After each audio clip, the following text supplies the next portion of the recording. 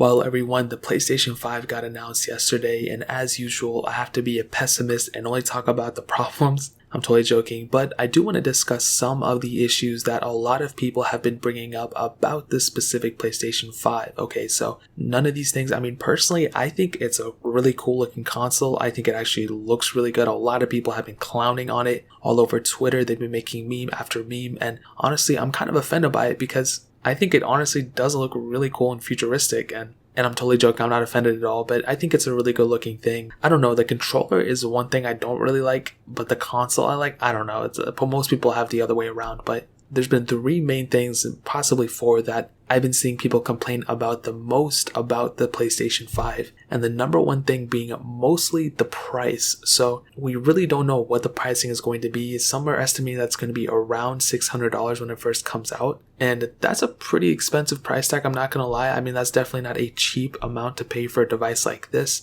and I believe that the CEO even said that it's not going to be a cheap console either. So most people are saying that it's probably going to be about $100 more expensive or something like that than the Xbox Series X, and then usually, Sony will eventually lower it down a little bit. That's kind of seems to be the history of what Sony has done in the past. So the pricing is probably going to be the number one thing that a lot of people are not going to be liking, and people are already showcasing this on Twitter and on Reddit. They're already saying, okay, well, like the price and this and that, is it worth the price? And I'll tell you this, for a console that looks as futuristic as this thing, it could be worth the price. Who knows?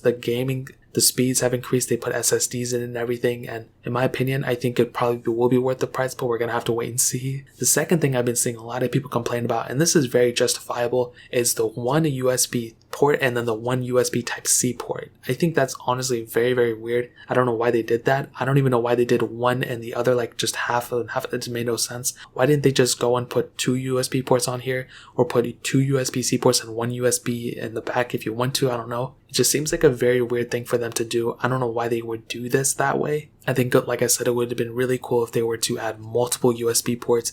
It seems like the further and further we go, the less and less things we're able to plug into our devices. Not only our consoles, but our like tablets and our iPhones and all these things. Like the less things we can plug in, it's just so weird. And with consoles, it should be the opposite, because we should be able to, plug in whatever we want to. Now we can get adapters still, which is totally okay, and I totally understand that viewpoint, but again, it's just like one more thing we're gonna have to buy. But again, it's something that a lot of people have been complaining about. It's not just me, me sitting here saying it. I'm just bringing it up because people have been talking about it. Now this other thing, and I don't know how to explain it that well, but I'm gonna try my best and hopefully it'll make sense to you guys. Okay, so as we know, there's two different PlayStation 5s. So there's the CD, there's the one you can import a CD in, and then there's the digital one, so the PlayStation 5 normal one, and then the digital PlayStation 5. And I don't know what the pricing structure is going to be of those. I'm sure the digital one might be more expensive, I don't know, or the vice versa. But here's the interesting thing, okay, and I might lose you guys, but by having this kind of like 50-50 console lineup, that some are going to be with CDs and some aren't,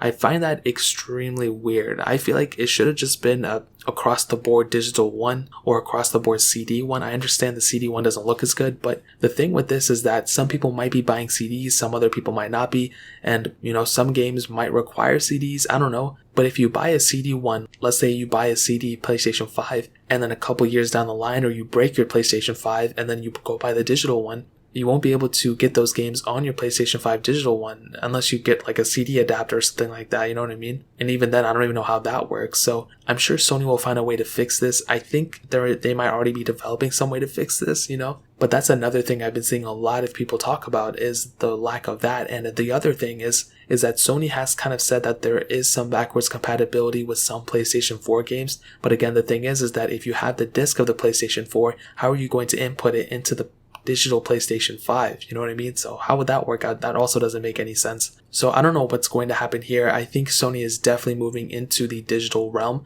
They're trying to focus so much more on the digital aspect of the gaming. They've been trying to do this since the PSP Go, if you guys remember that. So we really don't know. I'm going to assume that they're going to have something figured out that if you buy a PlayStation 5 game, you can get the disc and you can still install it on a digital one eventually if you want to. But I guess we're just going to have to wait and see. But those are just a couple of problems that I've been able to see with the PlayStation 5 that a lot of people have talked about. If you guys have any other, if you guys have rebuttals to these, if you guys think that, oh no, that's not a big issue because of this, let me know in the comment section below. But that's pretty much it. If you guys have any other questions or anything, also let me know in the comment section. Hit the like button, that would mean so much, but definitely hit that subscribe button. Every single subscriber that we get really does count, so it means so much if you guys could hit that. Also check out the other links down in the description as well. My Twitter, my Instagram, my second channel, all those links are linked down below. I'd really appreciate if you guys would check it out. More importantly than everything else, I love every single one of you guys. Hopefully I'll catch you guys in the next video. Peace out till then.